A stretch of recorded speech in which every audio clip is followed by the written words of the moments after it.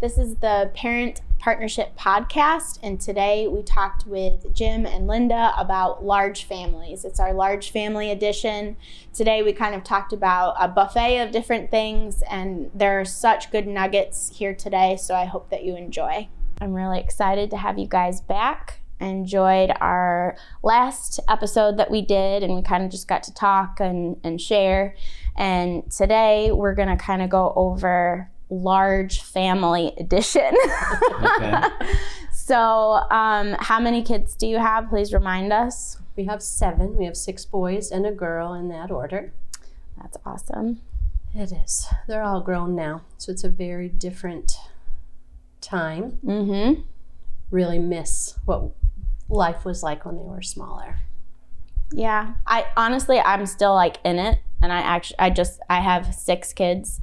And I have a 1-year-old, but in between that one, I have the 5 and the 1, and that whole like toddler stage, I really like. Although when I was in the toddler stage, I was like, oh my gosh, I can't wait till they're older. It's gonna be so much easier. And now I just giggle. I'm telling all the moms with toddlers, like, I said it. I said it to a mom the other day, and I like prefaced it before I said it. I was like, I'm so sorry that this is coming out of my mouth, but enjoy it. Yeah. Yes. And I'm like, let me clarify what that means. I'm still enjoying it. It's just different now. Yes, like very different. The biggest thing you have to worry about in this toddler stage is, are they like enjoying life, basically? Like there's really no other anything to worry about. Mm-hmm. Or to talk about, mm-hmm. or to disciple, or it's just really like, here's Jesus. Jesus loves you. I love you, and let's have some fun. Yes, yeah, let's snuggle, and Anyways, so large family. You have 6, and they're grown and out of the house. Which, side note, I'm really excited to have you guys on in the future and talk about adult children, like how to parent adult children, mm-hmm. because honestly, I've heard honestly, I don't even think I hear it from people. I see it on social media, and I see like memes or whatever, and they're out, and they're basically like, once your kids are 8, you only have 18 years with them, and then they're gone, and basically your whole livelihood, and it's a very huge guilt trip for new moms, and I hate that for them. Mm-hmm. Because I'm like, what happens? Like, you just all of a sudden stop becoming parents? Yeah. Like, no. You just parent differently. Yes. And so anyways, we won't talk about that right now, but that is something that I want to talk about with you guys. Oh yeah, it's one of those things that there's no training for until you get there. Right? Yeah. It's like when you have your first child, mm-hmm. and well, I was never taught how to deal with a baby and raising a family. Mm-hmm. And then when your first child gets married, and all of a sudden they're not at home anymore, there's no training for that. And then when they all grow up and they start moving away or starting their own life, and you're trying to be a part of their life, there's like empty nesters. Yes. We've talked to some others that were like, well, I didn't have this plan this way. You know, mm-hmm. I thought it was going to be like this, you know, mm-hmm. we're going to have this nice wedding. I was going to be involved. And, mm-hmm. you know, so there's so many transitions in life and the seasons that we go through. And what happens is there was no talk about that when you're in the midst of raising a large family, when you're in the midst of taking them to church and mm-hmm. Attending to the children and mm-hmm. raising them and changing their diapers and all of that stuff. Then all of a sudden it does happen quickly.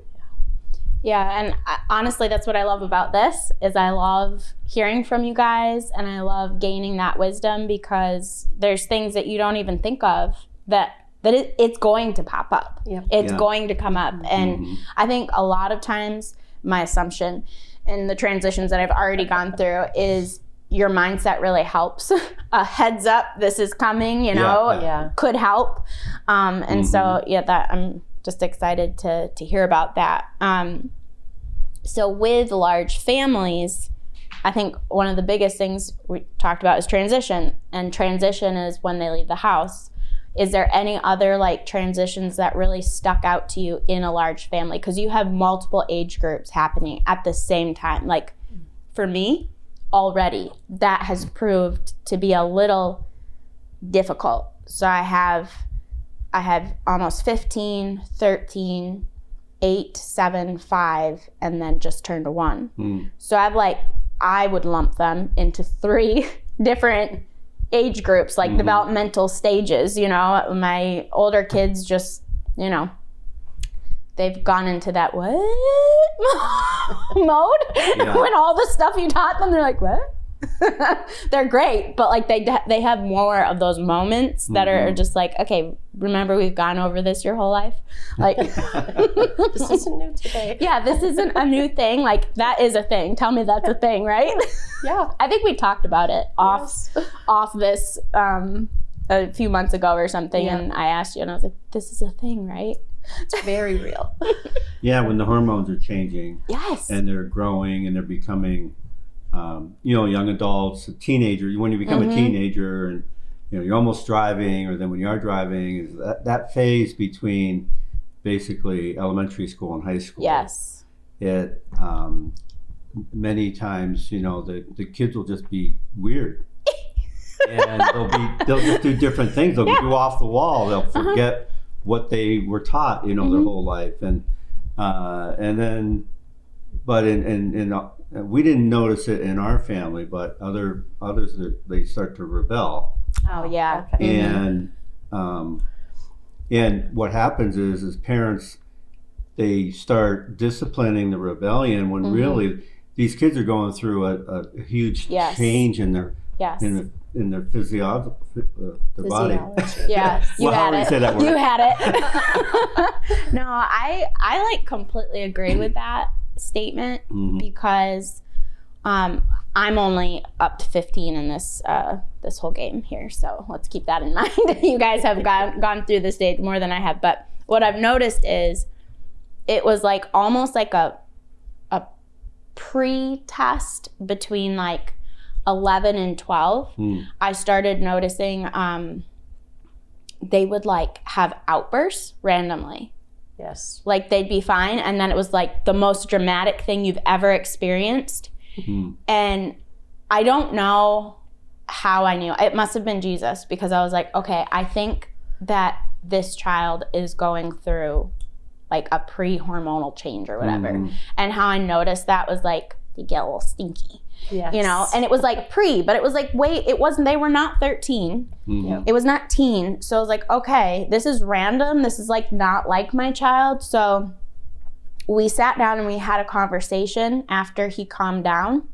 And I was like, listen, this is what's happening. You're starting to become a man. And that's really exciting. So like none of this stuff that's gonna happen is weird. It's all really good things. Dad had to go through it. I went through it, for a woman. And so this is going to be a good thing, but we're both going to have to learn how to figure it out together. So that means that I'm actually going to let you talk. I'm going to let you say things that maybe I don't like. But the rule is you have to be respectful. And if you're not respectful, then I'm going to calmly be like, hey, bring it down a little bit. And then we can regroup and fix it. And he was like, okay, I can do that. And we've like maintained that. That's awesome. Where there's been a few situations where I've been like, you can't talk to me like that. Like you can tell me how you really feel, but you can't talk to me like that. You have to say it in a nicer tone. All right? Because I'm also teaching him how to talk to his wife someday. Right. So it's like, that has worked really well. And there's been a couple times he's gotten like a little ahead. I'm like, okay, well, you're grounded. Oh, you're grounded. And he'll be like, oh, okay. And then he'll come back and apologize. But like that worked for us. And he's not rebelling. Neither of my teenagers are rebelling. That's good.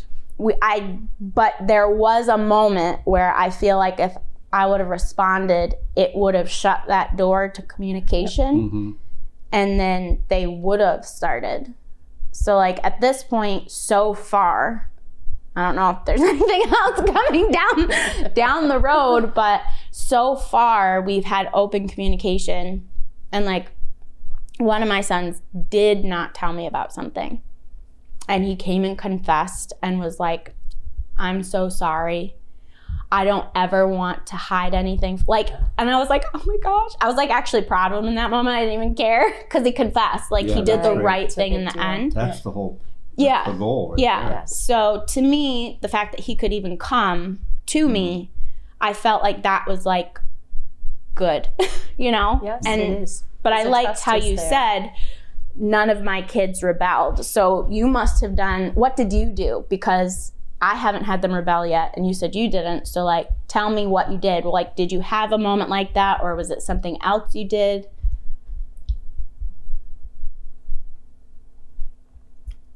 We had a couple kids rebel, so I'm not really sure what the conversation is right now. But Well, as they I'm got talking older. about in 11, 10, 11, 12, okay, Yeah. in that age Yeah. in that age group. group. Yeah. I just was still with them, homeschooling most of them at those ages. And they would have some issues. I would send them out to run, I've done that like too. to get rid of that Yes, energy. I've done and that then when too. they came in, we could talk because that helped them physically just Yes. release some energy. And then when they came in, I had that time to process how we were going to talk. Now, if I'd called him at work and said, your child, Had those Gotta call conversations. just a few. Your son needs Yes, to talk to those when were you the get words.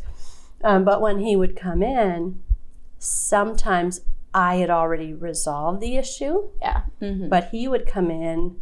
He's like, don't you ever talk to your mother that way. And then we would escalate again. So we had to work through some of those things. And I found that they weren't as disrespectful to me as they would be to their other siblings. Oh yeah, for sure. So that, like, if they were angry, they wouldn't take it out on me necessarily, but they would. So that was a whole different thing. Yeah, that's a really good angle. Yeah. And we had to learn to work through that. And there were, like, as you said, groupings. Our oldest two, Yes. and then sometimes the oldest three, depending what was going on. Yep. Then the next, number 4, number 5. Number 6, when he came, there were a lot of physical situations, and he just was really fragile. So everybody knew that and treated him that way. Yep. And then when the girl came, they were all like, we don't want a girl in our house, all but one. Yes. One of our boys was really excited.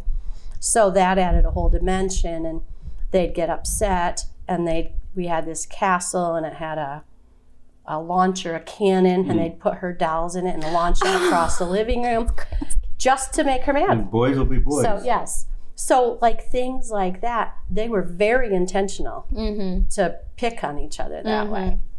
So we had to really work with them, and they'd have to talk, and we make sure they would apologize. And, but yeah, it was never a dull moment. Right. And then a lot of times, there wasn't a lot of, I don't think there was resolution, but you just had to endure it. Yes, long You know, suffering. and trust God that through the process, they're going to grow out of it. Yeah. Yes. Absolutely. And praise God, Yeah. I think they did. So, They all get along really well now. So So that's a good thing. Yeah, so like large families, that is a thing. Like hearing multiple age groups bicker, it's like yeah. some days it can zap the life out of me. Yeah, and I was really authoritative, and I had to step in, and I told them, just cut it out right now. Right. You know, and I think that's one thing that's lost now in fathers, not taking the authority, or moms, you know, and telling their children, no, Yeah. you need to change your behavior, and Yeah. you need to do it now, instead of letting it go and letting it go, or Johnny and Susie, they don't want to do it this way, and so we're just going to let them run the house. You can't let them do that. I know? agree. And consistent. And then, but then we talked to young parents, even my kids who have our grandkids now, and their kids are like, "How'd you do it?" You know, you just got to be. I don't see a change. You know, I discipline them, or I take things away or Mm-hmm. whatever, and the behavior doesn't change. You just got to be consistent. Mm-hmm. Don't change the rules just because you think it's not working. Absolutely. And that's so important, is being consistent with whatever your rules are, Mm-hmm. and then enforcing them, and holding your children accountable. Mm-hmm. Is very important. I think that's such an important point about that, and really stating, like, my husband and I had a family meeting just recently. We were like, about this whole, being kind to each other. Like, we're kind, we're gentle, and we don't fight like this. Like, we don't do this, and you're not going to be allowed to do this anymore. Here are the consequences for doing that. Mm-hmm. This is your forewarning. Y'all better get your act together. Right. Because we're sick of it. And I've noticed, and I don't know if this is something you've noticed, like, I feel like it's either one or the other. It's either they're all gonna bond together and like do something crazy, or it's every man for themselves. Like, it can easily turn into that. Oh, well, that's not mine, or oh, I didn't do it, or and so it's like, no, you guys are gonna learn to help each other. You're gonna learn to serve each other. You're gonna be kind. You're gonna be loving. You're gonna be grateful. I mean, gosh, these kids are gonna have great conflict management skills, So I do think it's stepping in and being like, this is who we are. This is what you have to rise to. You are not allowed to do that. These are the consequences for those things. Right. And if it's properly communicated once, twice, 3 times, 1 billion times. Exactly. Yeah. Then, in that consistency, okay, we've said it. Now you broke it. Now here are the consequences. And then you put it on repeat. Yeah, and I think that was, again, we might have talked about this before, and that is, when you raise your children, when they're young, and you establish rules and you establish you're the authority, right? And they need to listen to you. Mm-hmm. After they're 5 or 6, you'll have fewer problems. I agree with that. But if you wait and you don't do anything, and then all of a sudden you have teens that don't want to listen, but you never disciplined them or held them accountable when they were younger, then it's almost too late, and it takes a long time. Then it takes a lot of discussion. Definitely. And you don't see the results. But that's why it's important, to when they're 2, and you want them to do something, and they're not doing it, and they're doing it on purpose because they want to do what they want to do. Yes. That's rebellion, and that's when you need to nip it in the bud. Absolutely. You need to start. I 100% agree. And we've definitely been flirting with the whole talking about this gentle parenting and then permissive parenting and biblical parenting. And honestly, in my opinion, you talk about the definitions of all those parenting styles. True, and then we say biblical parenting. A lot of people will immediately go to, oh, well, you're just beating your kids, and they're not allowed to say anything, and it's in your my way or the highway. Like that is the depiction of biblical parenting, but that is that's religious parenting. Yes, that is. Biblical parenting is authoritative. It is this is the rules. This is what we're doing, but it's also the fruit of the Spirit. Yes, in 1 Corinthians 13, absolutely. Love. You do it with love. You do it with the fruit of the Spirit, and you still hold them accountable because they're going to be accountable to God. And so, we're going to be diving in deeper on those topics because it's so important. And like right now, culture is steering everyone far away from that. Oh yeah. And it does produce issues later on. It absolutely does. I've seen multiple women be like, oh my gosh, I made a mistake. And so, and again, this isn't to say you don't ever hear your child out. I let my children, just the other day, I asked one of my kids, how am I doing? Is there anything you see in me that you don't like, that you find wrong? And I let them just kind of share, and we went on from there. So it's like I'm allowing that constructive and that relationship, that conflict resolving. So it's not like you're making them suppress feelings, or, you're not allowing communication. It's biblical parenting is to have the fruit of the Spirit, right, and to have love, and to have this is what we're doing. This is who we are. And these are the consequences if you don't follow it. Because, like, newsflash, if you go kill someone, you're going to jail. That's right. You had big emotions, it does not matter. You're going to jail. Yeah. There are consequences for your actions. In every facet of life. So it's like, to think that all of a sudden that's not a thing is not the case. No. So yeah, that is a super hot topic, which we're definitely going to delve into. Yeah, and again, you have to more. emphasize too, is that going to church every Sunday and being consistent with your walk as your walk as parents, with your walk with the Lord, that has to be combined with all of this together. Absolutely. It's just not going to work. And that's something that comes up every single time we've done one of these parenting podcasts. Like, we can sit here and we can tell you do X, Y, Z, but if you don't love Jesus and you're not living it, like, don't even try it. You can't, like, the kids it's not going to work. You're going to be a hypocrite. Like, we have to do it. Like, if we're requiring them to obey, then we better be obeying. Absolutely. And so it's like, if want them to be corrected, we need to be able to be corrected. If we say we're going to go to, we want them to go to church, but then when we don't feel like it, they see us not go. No, you have to have to go to church on Sunday. We're going to miss this. But then we stay home because, I don't know, we want to go on a shopping trip. Or, you can't do that. No. I was nice and I didn't pick on the sports people right there. Or hunting. Hunting, fishing. Or camping. Yeah, anything. And, like, everyone needs a vacation. I am not against that at all. But it's like, you don't take a vacation from church and Jesus. Absolutely. Yeah, we go on vacation. We go to church on Sunday. Yeah. There has to be a standard that you keep, and you can't allow yourself to bend it when you don't want to. Because not all of us want to go to church every Sunday. That's true. Your bed's warm and snuggly, and it's cold outside. We don't want to go to work every day either, but that's really not an option. So, right? You have to still get up and do that. That's a life discipline. Well, that was like the husband talking to his wife one morning, say, "Honey, I just cannot go to church today. I'm so tired. I'm worn out. I can't go to church." She goes, "You're the pastor." Right? Yeah, absolutely. There's just everybody gets those feelings. Yeah, seriously. But you just have to, you got to suck it up and you got to go to church. Man. I love it. Yeah, that's perfect. It's going to be a bumper sticker. What is your favorite thing about having a large family? Because I do have to say, I think large families are having a comeback, but for a little while, I didn't see a lot of large families, but now I am starting to see some large families. That's so encouraging. I just loved watching.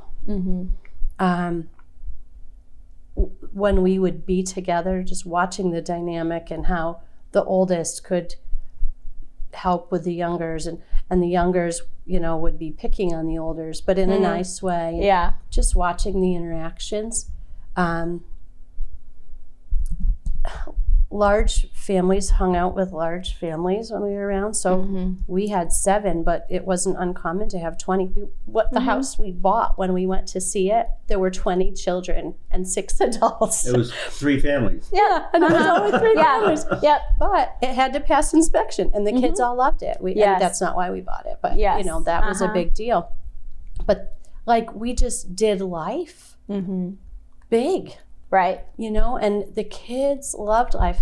My son, one of my boys in Missouri, he keeps saying, we miss that community that we had. And he's right. I miss that community because parts of it have fallen away with horrible life situations. Right. And I miss it. Yeah. So just the dynamics of how it all worked was absolutely amazing. And even with our family, sometimes it was the hardest thing in the world just to get to church. Yes. Oh, yeah. But once we'd get there, everybody was happy, everybody had friends, they didn't want to leave. Yeah. So you know, the working through to get that goal. Sometimes simple things are hard with lots and lots of people of different ages. But watching the end result, so priceless. And even now, when we're together, I just want to sit and watch my kids. I just sit and listen. And it's like, these are all really good people. Yeah. I love these people.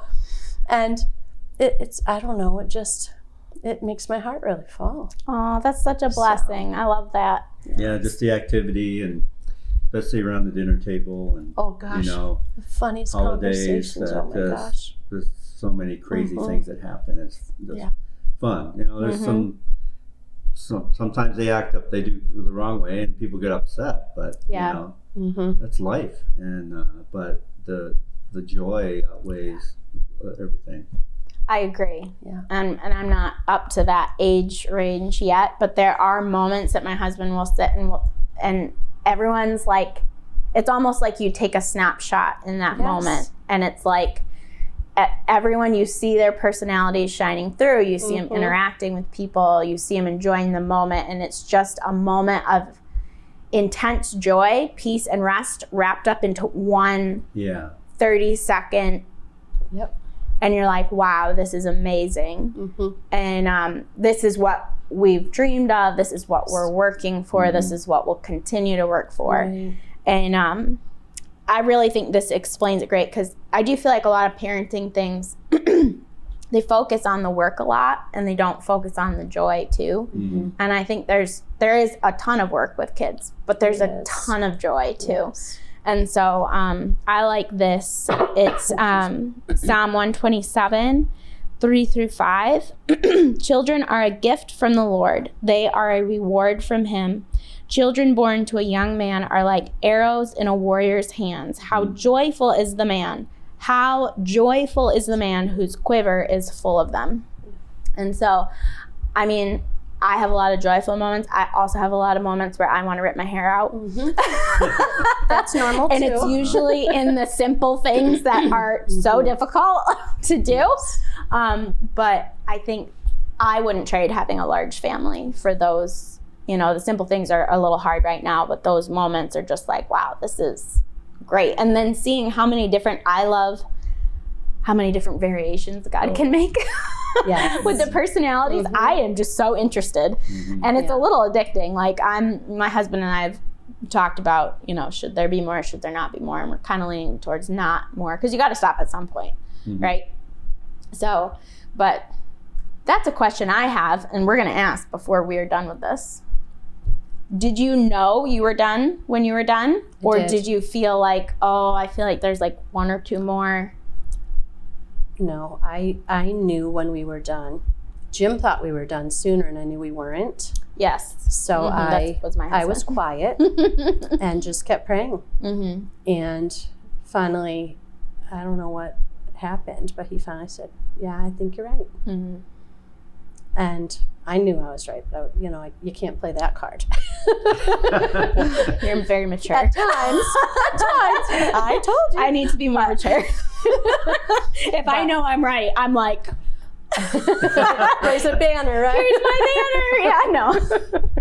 I love my husband. But he loves me too. I really did know, and he just kept saying, I don't know. And had we had children when he didn't know, it would have been wrong.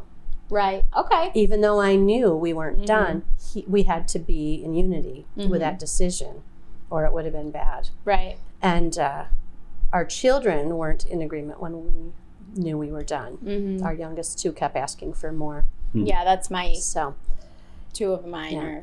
They're enjoying nieces and nephews. But yeah, when we knew, we knew. Well, that's awesome. Yeah. Thanks for the answer.